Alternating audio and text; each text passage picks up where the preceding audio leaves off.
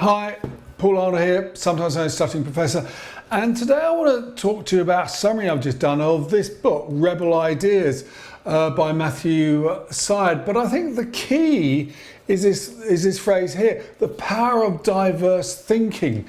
Because what this book is fundamentally about is that we need diversity, not only in the teams we're working with, but a more open-mindedness for us to be able to solve the new types of problems that we're trying to deal with in our current workplaces.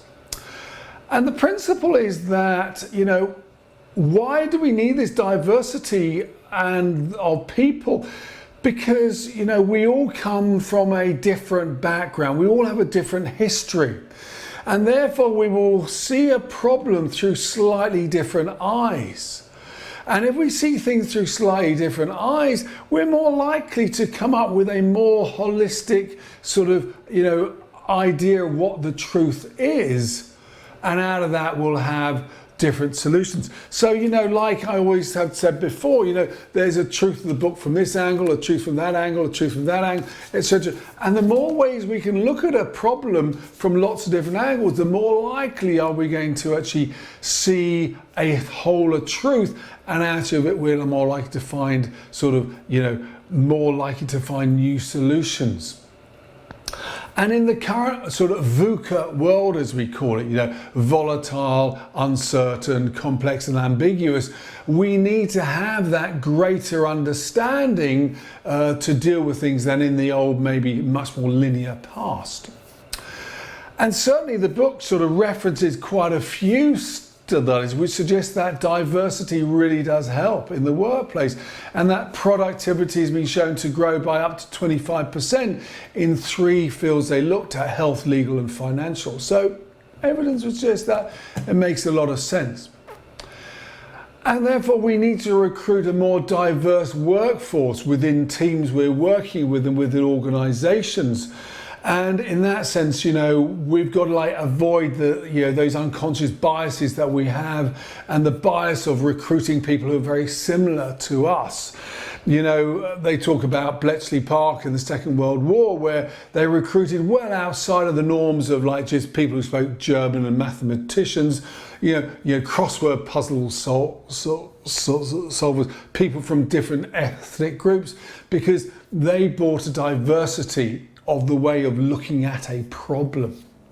And I love this idea about how orchestras started to do blind auditions, this idea that you no longer were judging a person about how they looked or what sex they were, but just how well they played the cello.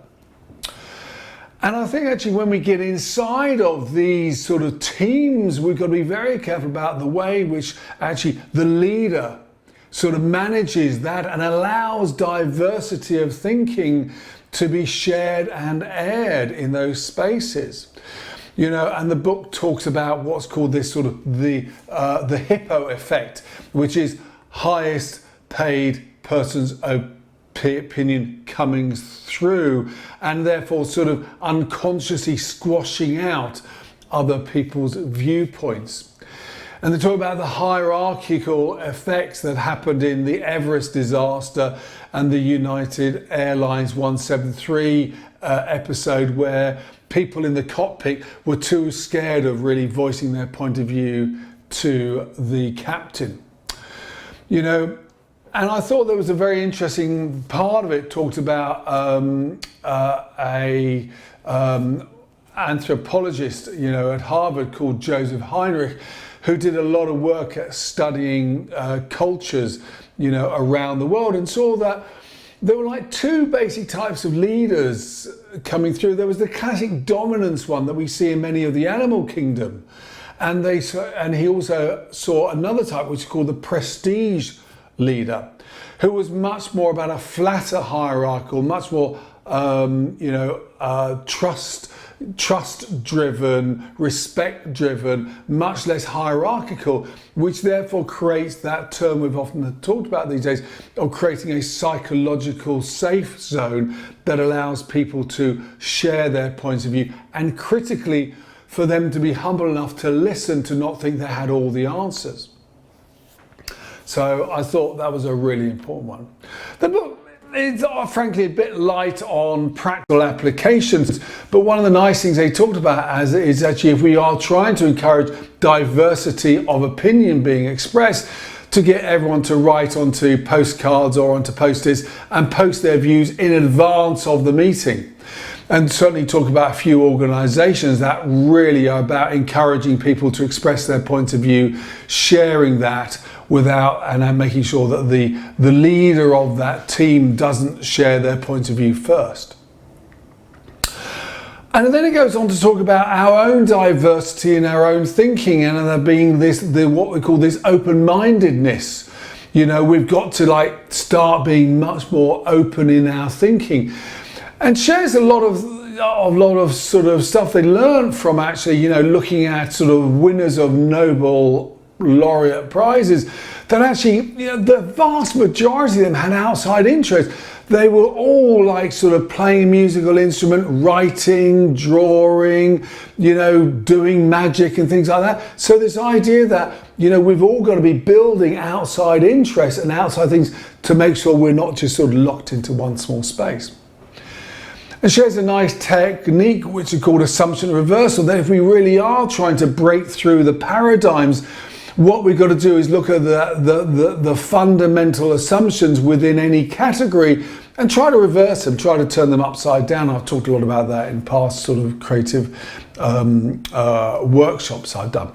And this is the idea that, yeah, let's say in the example in the book, you know, you want to open a restaurant. Well, what are the fundamental assumptions of opening a restaurant? Well, you know, you've got to cook your own food. You've got to have a menu. You've got to have your own premises. Well, as soon as you challenge some of those, you start to turn stuff upside down and you start to open up to having some new thinking going on.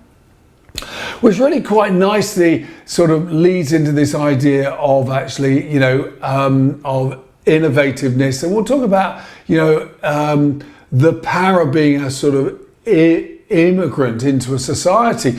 You know, like when they looked at the top 500 organizations, a significant number of them were run by immigrants or children of immigrants. Why? Because if you are an immigrant, you have often got a second culture you're drawing on. You're bringing that into that space, allowing you to bring new thinking in, along with the fact that if you are an immigrant, you've often had the courage and you know, to actually move into a new place. You've gone through all the sort of problems of actually, you know, accumulating new experiences, and you bring that all into a new space. Which really sort of links back into this whole idea of, you know, innovation. And innovation is one of the big things they talk about within the book. And they talk about this idea about incremental ideas and innovation and recombinant ideas. This idea about where we combine stuff, often from different cultures or different categories, and we bring the two things together. And actually this diversity of thinking, diversity of experience helps to do that. So actually, you know, when you look at, you know, they talk a lot about the growth of Silicon Valley, you know, where one of the things they did, they were a much more open society where they shared ideas much more versus Route 128, which is where the big sort of HPs and the, you know, and all those other companies in the 70s were very hierarchical, very close to the outside world, and they were not prepared to share ideas. And this idea about building ideas, grabbing from elsewhere, sharing is critical to the future prosperity of organizations. Which then led into the last theme in the book, was this book about personalization, this idea that actually if we are to embrace diversity, one of the things we've got to do is to actually build that into personalization. And they share a very fascinating story that just after the Second World War, the US Air Force, which was experimenting with actually jet planes, was starting to see a massive increase in crashes. And they looked at all the normal things and they couldn't find any correlation or any causative effect. And then someone had a bright spark to just think about the cockpit design and realized that cockpit designs are really built upon the average pilot. But as we know, no one is average. You know, someone's got bigger torso, someone's got longer arms, etc. And when they then design the cockpit to allow it to be adapted to individuality, did you then find that actually the actual number of crashes significantly reduced? And the book makes a great plea that we should allow personalisation and move away from standardisation in medicine, standardisation in education, standardisation in the workplace practices, and allow people to actually bring their best and to allow their best to be maximised through what they do. So that's a very quick sort of run through the book. As I say, I've gone and posted online a summary of the book, you know, so you can read it in more depth. Overall thoughts about the book. Look, you know, Matthew Syed is a great storyteller, and this keeps you going from page after page with the great stories that he brings out. You know, and some very strong themes. I thought, you know, this whole idea about diversity in the workplace is really powerful, particularly this current time. You know, as I've said, my criticism is you know, it's great on theory, a bit weak on practical application. So I'm only told one real way about how to open up the way we think, and I think actually we need more of that. Anyway, I hope that's of use. Enjoy the book. Ciao for now. Bye.